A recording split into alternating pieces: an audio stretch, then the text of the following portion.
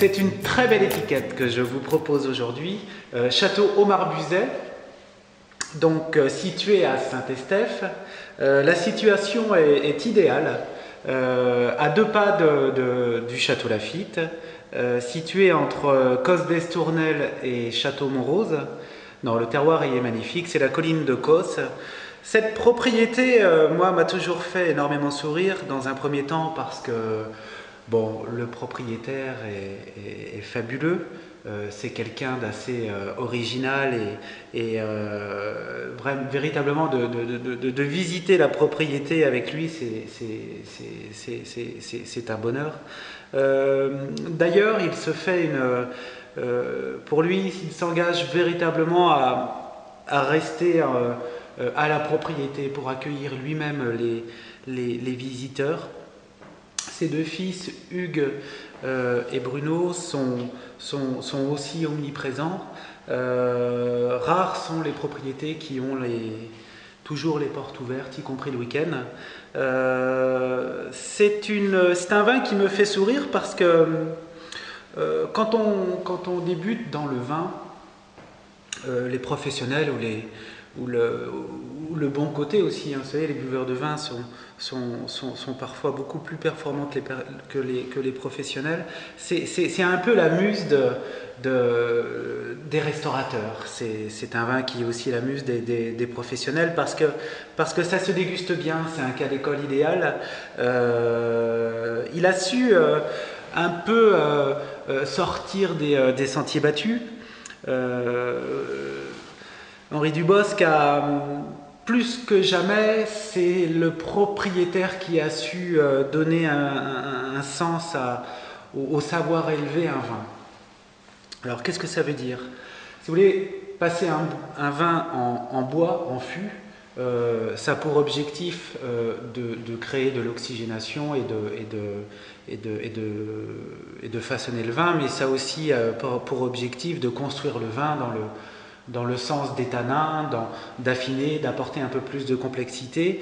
Et c'est bien de ça que je veux vous parler. C'est quelqu'un qui a su créer un style, qui a su créer un goût bien particulier.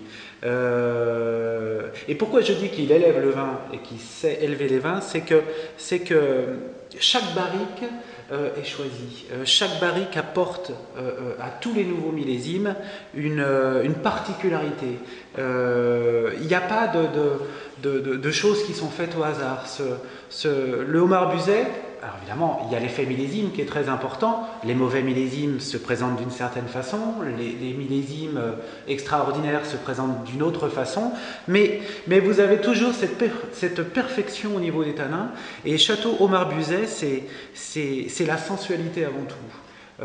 Le contact, il est terriblement soyeux, agréable. Quand je parle de perfection des tanins, il n'y a pas d'agressivité. Que vous le dégustiez jeune ou bien un peu plus vieux, il y a toujours ce velours, il y a toujours ce charnu qui est agréable, parce que les vins doivent être construits de cette manière. Et en même temps, c'est fait d'une véritable intelligence. Pourquoi? Parce que c'est jamais trop marqué par le bois, c'est jamais trop vanillé, jamais trop épicé. C'est toujours le fruit qui prime.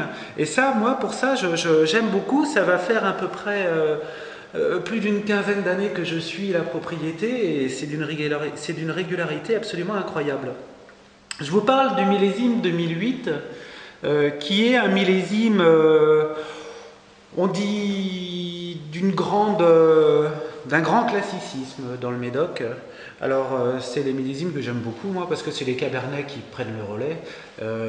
Donc il y a beaucoup d'équilibre, beaucoup de sève. La construction, l'élevage dont je vous parlais précédemment apporte énormément de confort en bouche. Aujourd'hui ça se déguste bien. Bon, on sent que de l'attendre 3-4 ans supplémentaires, ça serait peut-être pas une mauvaise idée. Malgré tout, vous le carafez 2-3 heures avant, vous le tenez bien à température, 16-17 degrés, et il va se livrer complètement.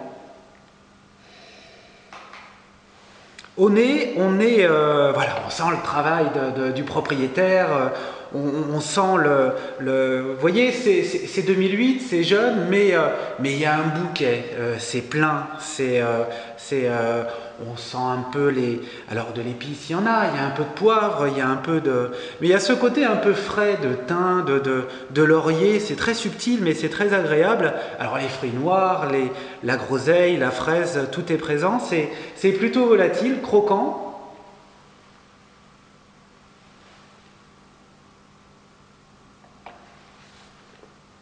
En bouche, une gorgée ne suffit pas, c'est bon. C'est confortable, c'est savoureux, c'est des vins qu'on boit avec plaisir, c'est ça qui est important. L'acidité est juste là pour exciter les papilles, les tanins sont vraiment soyeux, délicats, il y a une fermeté qui nous rappelle quand même qu'on se trouve dans l'un des plus grands vignobles du monde, avec de la structure, de la personnalité. Non, c'est déjà très abouti, la finale est plutôt fruitée, plutôt fraîche, c'est très long en bouche. Non, c'est un vin qui ne livre pas toutes ses promesses aujourd'hui, mais c'est déjà très agréable. Alors, faut manger avec, ça c'est sûr, parce que le caractère de Saint-Estèphe reste quand même bien présent dans cette cuvée. Il faut cuisiner avec des vins comme ça, un plat de famille, parce que c'est des vins qui sont faits pour être partagés, pour être bu avec les personnes que l'on aime. Je vous recommande un Navarin d'agneau cuisiné avec des navets, des pommes de